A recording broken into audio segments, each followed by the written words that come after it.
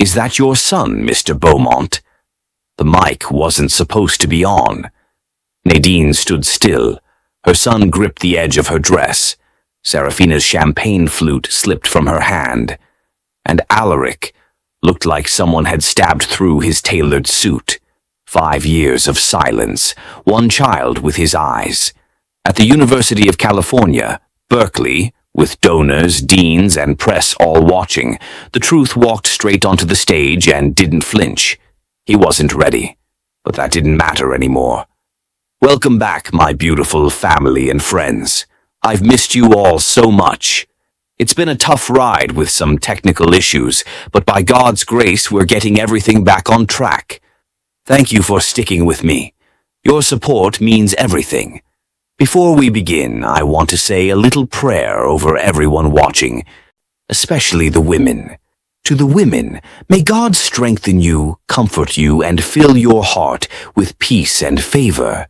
To the men, may God guide you, bless your efforts, and give you wisdom in all you do. And may God's protection rest on every single one of you. Amen. If you're ready for today's story, hit subscribe and tell me in the comments where you're watching from. My USA and UK family, I see you. And please watch till the end, because tomorrow I'll be dropping another story you wouldn't want to miss. Now, let's get into the story. Before we go back, before the VC deals, the goodbye text, and the day Nadine chose to disappear, you need to understand something. This story doesn't start with a scandal. It starts with a decision, and decisions come with consequences. You'll understand one day, he said, throwing his suitcase into the back of the Uber. This is bigger than us. Nadine didn't answer. She stood barefoot on the edge of the sidewalk in her navy blue scrubs, arms crossed over her chest as the cold morning air cut through her like razors. The Uber's taillights blinked in the dark like a warning. Alaric didn't look back. The door slammed shut. The car pulled away. Just like that, he was gone. Not just from the apartment, from the relationship, from the version of himself that held her at night and whispered startup dreams into her neck. From the promises, the future they'd sketched out on napkins and late-night takeout boxes. Gone. It wasn't sudden. Not really. It had been unraveling for months. Ever since Beaumont Systems closed its first $2.5 million seed round, Alaric had been somewhere else.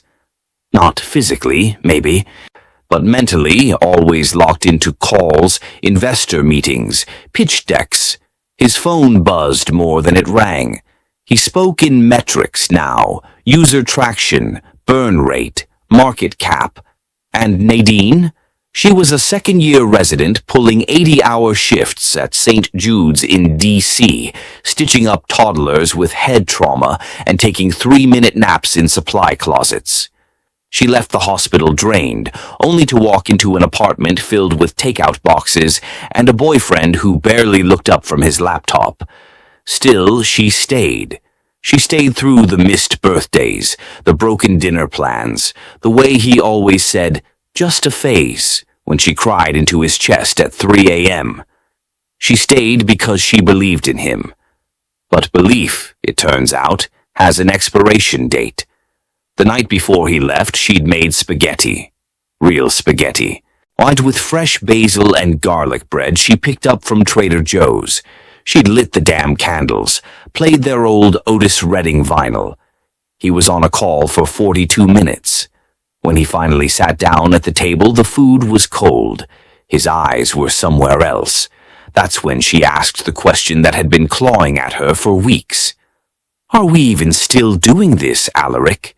He blinked at her like the question surprised him, like they hadn't been living in the wreckage of what used to be love. "Nadine," he said softly, "this next phase, it's all-consuming. Singapore, Tokyo, there's so much at stake. You've seen the articles. If we scale this right, we change the world." "I'm not asking you to stay small," she replied. "I'm asking if I still matter in the world you're building." He didn't answer right away. That was her answer. The next morning he packed his things in silence, said it was only 2 years, that he'd send for her, that they could try long distance. "It won't work," she said flatly, arms crossed in the kitchen. He kissed her on the forehead like she was a memory. "You'll understand one day."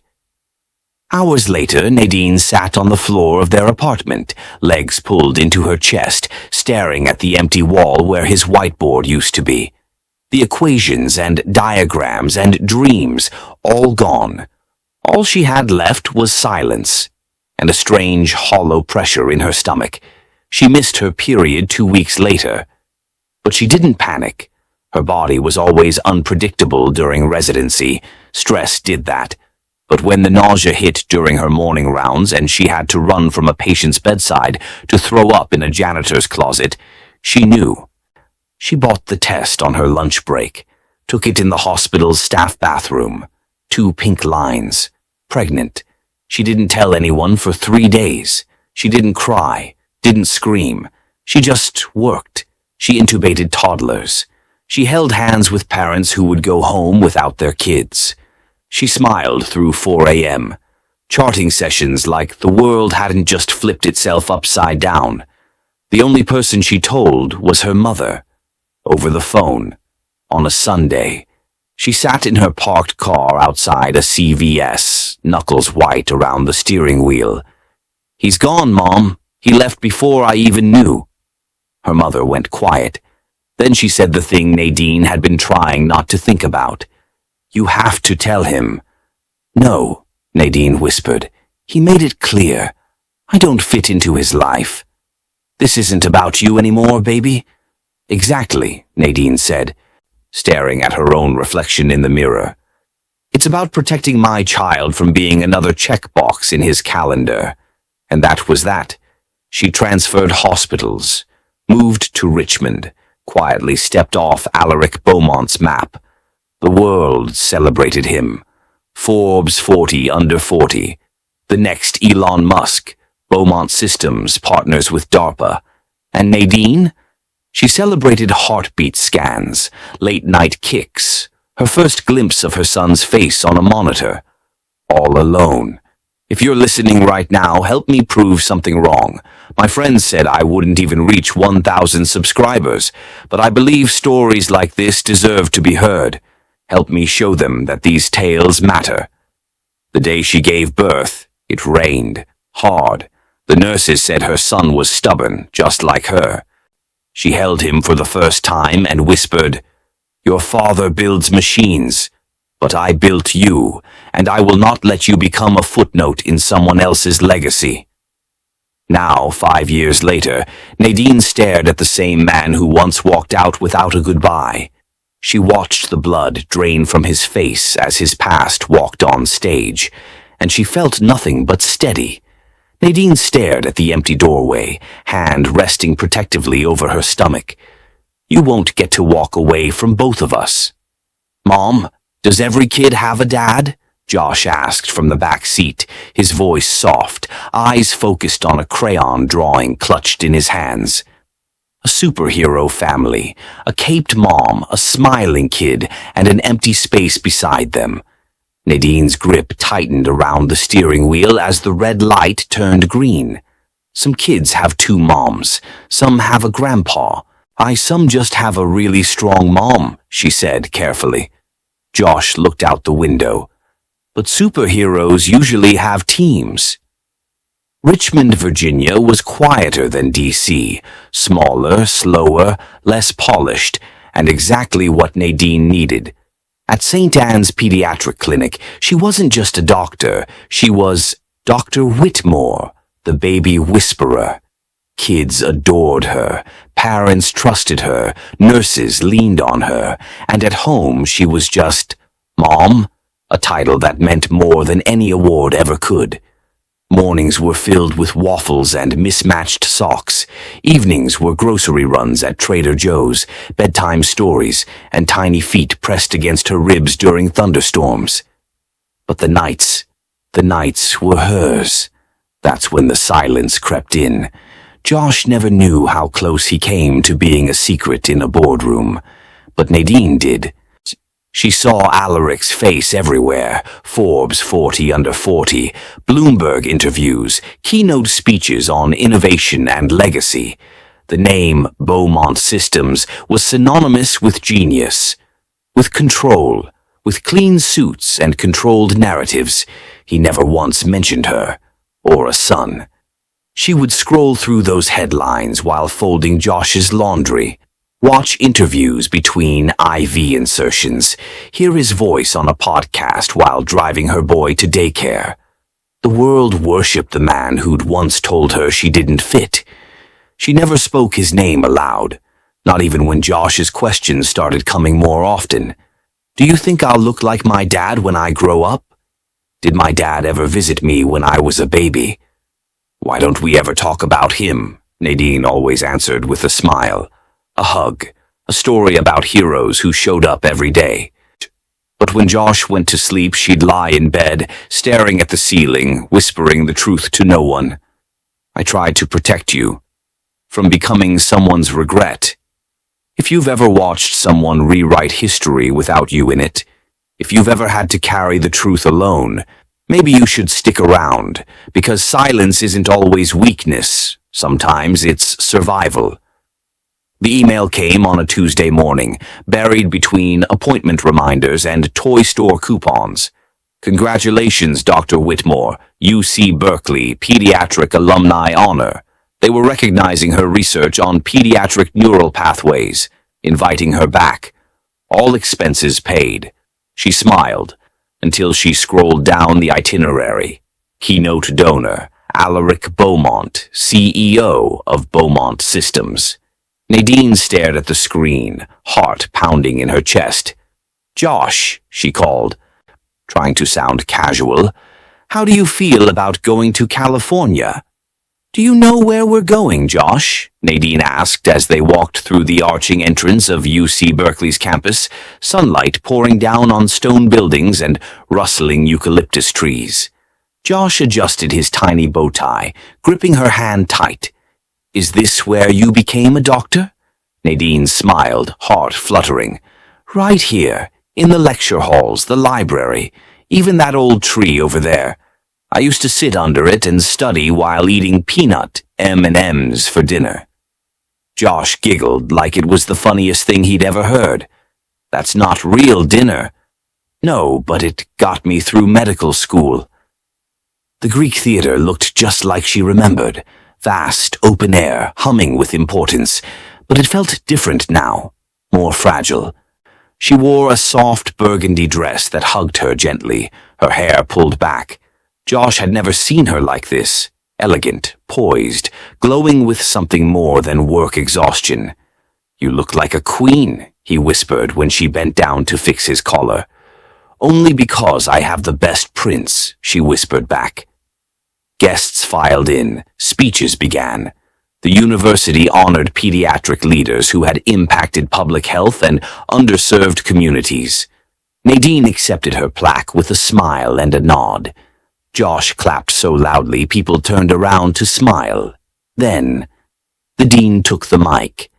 And now, please welcome our surprise keynote donor, a leader at the intersection of medicine and machine learning, a pioneer in ethical AI systems for hospitals, Mr. Alaric Beaumont of Beaumont Systems. Nadine's breath caught. Her fingers instinctively reached for Josh's shoulder. She hadn't seen that name on the final program. Had they added him last minute? Applause erupted. Cameras turned, and from the wings he appeared, clean-shaven, sharply dressed in navy and gray, his signature quiet confidence rippling through the crowd. Josh leaned in. He looks like the man on your laptop. Nadine didn't respond. Her legs felt rooted to the stone beneath her. After the speech, they slipped through the crowd to the backstage lounge, a quiet moment to breathe. She didn't expect to see him this close. She hadn't planned for that. And then he turned.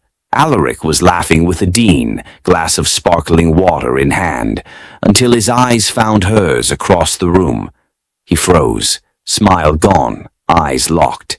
And then his gaze dropped to the child beside her, to the face that mirrored his own, Josh, with the same storm-colored eyes, the same serious brow, the same DNA. Alaric took a step forward, but Nadine had already turned away, and for the first time in 5 years, he didn't feel like the man in control. "Serafina, wait!" Alaric's voice cracked as he stepped off the side of the stage, but Serafina was already backing away, eyes locked on the little boy standing beside Nadine. The applause died faster than a mic drop. Silence swept through the Greek theater like a fog. The crowd turned, not toward Alaric, but toward Josh. The boy looked terrified. Nadine lowered herself to one knee, shielding him. "It's okay, baby," she whispered, pulling him close. Josh clung to her leg, burying his face in her skirt. Cameras were rolling, cell phones up. To every eye in the amphitheater frozen on the same 3 people. Alaric, Nadine, Josh. A reporter's voice broke the silence. "Mr. Beaumont, is that your child?" Serafina stared at him. Her face, always composed, now trembled with betrayal. "Tell me that's not true." Alaric said nothing. His mouth opened, then closed. He looked at Josh again, and this time he really looked. The same slate-gray eyes, same arch in the brow, same tilt in the jawline when confused. Undeniable.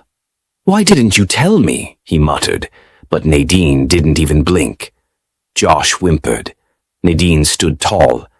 "This isn't the place," she said, steady and cold. Serafina stepped forward, voice barely a whisper.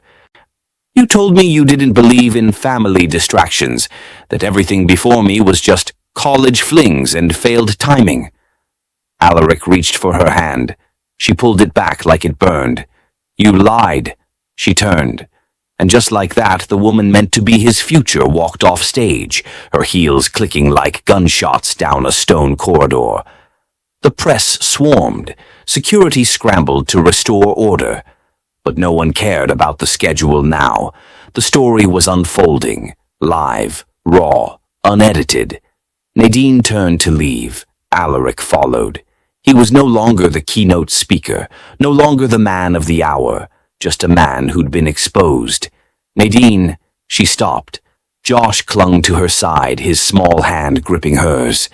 Alaric stepped closer, eyes flicking between them. His past, his mistake, and a boy who should have been calling him Dad for 5 years. "Is he mine?" A long pause.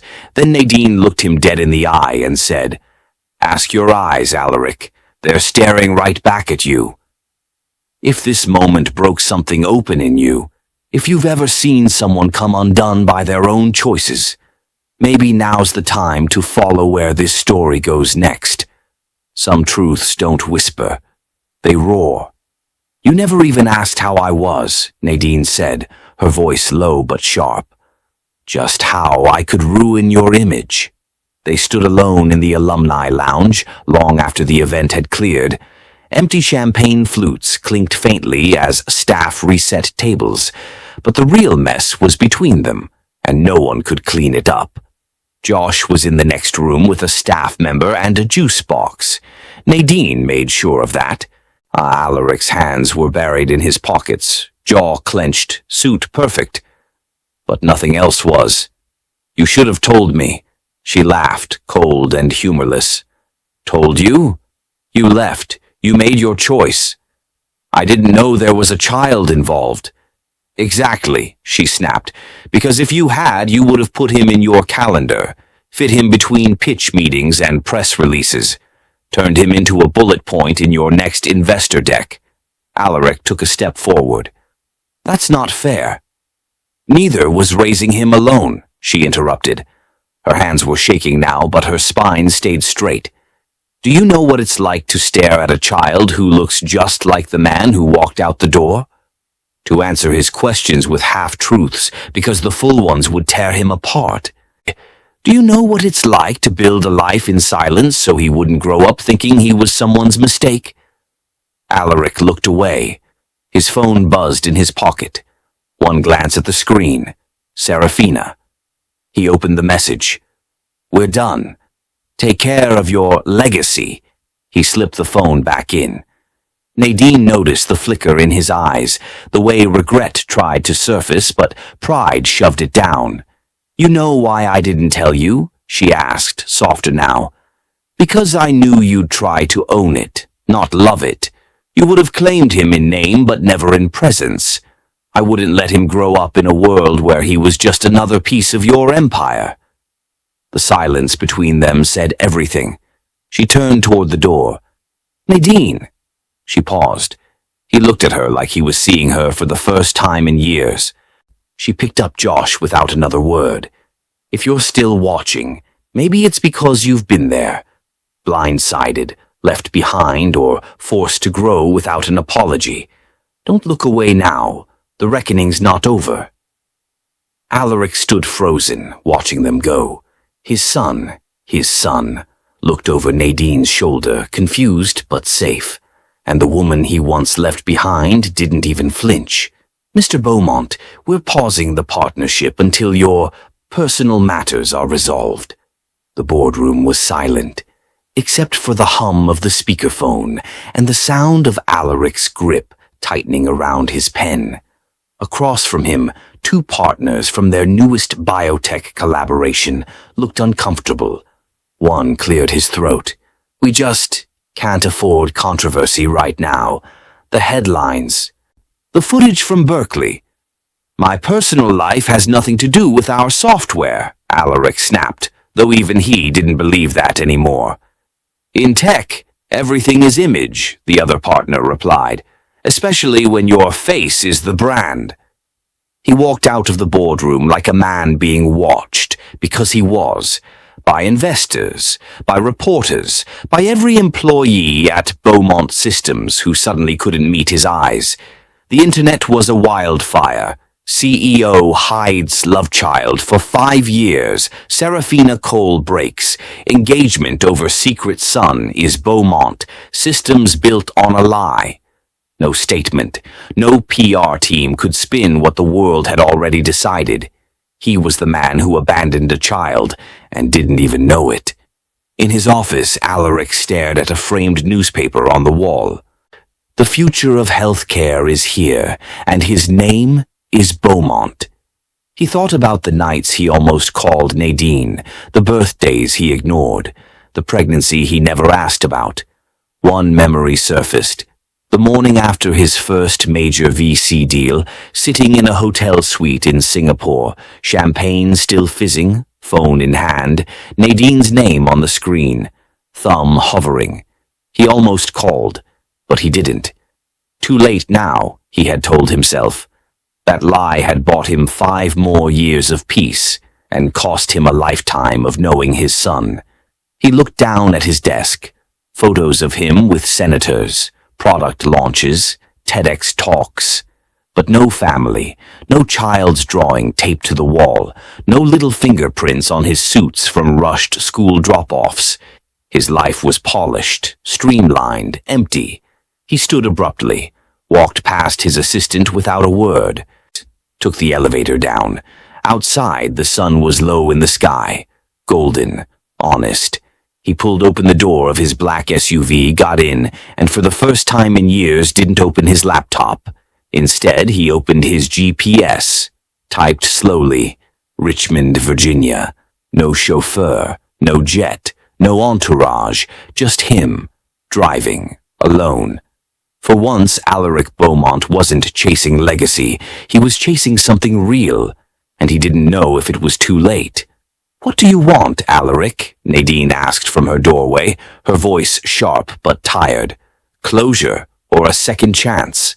Alaric stood on the front porch of her modest Richmond townhouse, wearing jeans for the first time in years and holding nothing but his car keys and the weight of 5 years of silence. He didn't answer right away, just looked at her, really looked. No spotlight, no stage, no suit, just her. "I don't know," he admitted, "but I needed to see him. And you." Josh was in the backyard, a cardboard spaceship helmet on his head, launching plastic dinosaurs off a makeshift ramp. "Gravity's not real here," he shouted, before the toy flipped midair and landed in the grass. Nadine called to him softly. "Josh, someone's here to meet you." The boy peeked around the corner. He stared. A beat passed, then cautiously he stepped forward. They played for 2 hours, built a Lego rover, argued about whether Pluto still counted.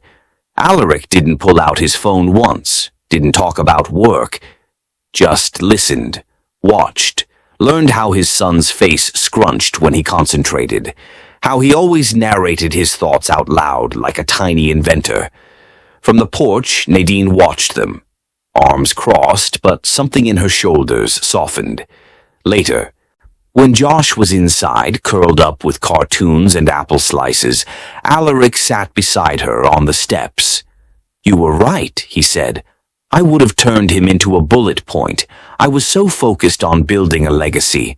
I didn't realize I'd already started one." Nadine stayed quiet. "I'm sorry I left, for everything I missed, for not showing up when it mattered." Her voice didn't rise. "You missed birthdays, first steps. The night he had a fever so high I thought I'd lose him. You missed being his father." He nodded. No excuses left. "I don't expect forgiveness," he said. "But I'm not here for redemption. I'm here to earn a place in his world, if you'll let me." Josh burst out the door, shoes untied, waving a crumpled flyer. "Mom! Mom! My science fair's next week. Can he come?" He looked up at Alaric, hopeful. "Will you come?" Nadine looked at Alaric, her face unreadable. "That depends," she said quietly. "Will you show up?" Alaric didn't answer with words. He just nodded, the kind of nod that says, "Whatever it takes." "I don't want to be the reason you rebuild your image," Nadine said, her voice low, steady. "I want to be the reason you rebuild yourself." They stood outside the multi-purpose room at Richmond Elementary just before the science fair began. Inside, kids buzzed around poster boards and blinking circuits. Josh was adjusting the googly eyes on his cardboard robot with surgical focus. Alaric nodded slowly.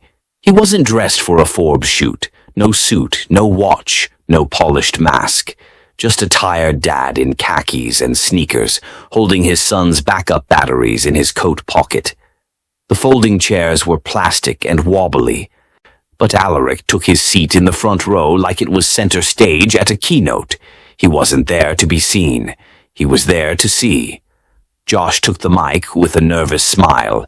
"Hi, my name is Josh Whitmore, and this is Project Astro Buddy." The robot waved one stiff arm. The crowd laughed. Josh beamed. He explained the wiring, the sensors, and how his robot was designed to help kids who feel lonely. "Because sometimes it's nice to have someone who listens," he said, glancing quickly at Alaric.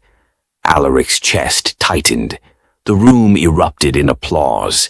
Alaric stood before anyone else could, clapping with his whole body. Nadine, standing in the back, allowed herself a small smile. It wasn't forgiveness, but it was something. Later, in the school hallway lined with construction paper stars, Josh clutched a red ribbon, second place. To him, it looked like gold. He ran up, breathless. "Did you see me?" Alaric dropped to one knee, voice thick. "I wouldn't have missed it for the world." Josh threw his arms around him. No hesitation, no resentment, just love. Nadine watched the moment, arms crossed but heart open, just enough for the light to get in. If this story stayed with you, if it made you ache or remember or even forgive, then maybe don't walk away just yet. The next story might be the one that helps you heal too. Subscribe so you don't miss the moments that matter. Outside, the parking lot buzzed with parents and science projects. Alaric held Josh's robot carefully as they walked toward Nadine's car. Not ahead, not behind, but beside them. Thank you for staying with this story until the very end. If this one moved you, the next story will leave you even more intrigued. It's deeper, more intense, and full of unexpected turns. Tap the image on your screen now to continue the journey, and don't forget to subscribe so you never miss a story like this again.